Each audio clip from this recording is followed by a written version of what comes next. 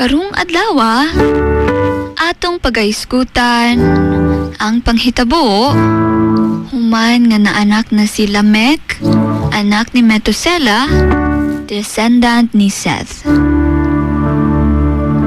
Ato kining mabasa sa Genesis 5 verse 28 to 29. When Lamech had lived 182 years, he had a son.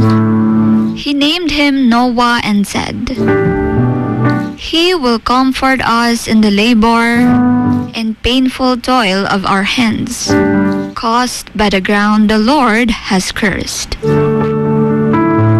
Sa Bisaya pa, sa dihang si Lamech, aduna nay edad nga 182 ka tuig, nanganak siya og usa ka anak nga lalaki.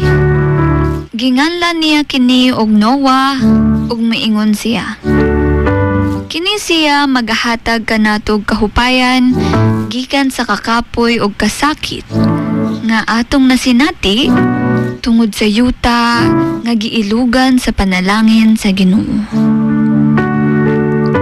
Kini nga bersikulo nagpakita sa paglaom ni Lamech sa iyang anak nga si Noah.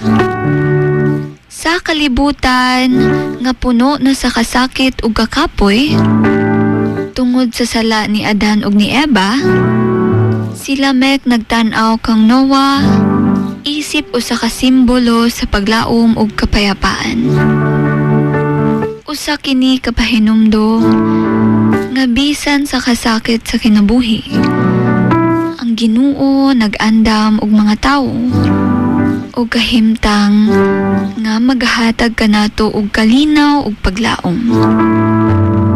Sama kang Noah, mahimo pud kitang gamiton sa Ginoo aron magdala og kahayag sa kalibutan nga puno og kasamok.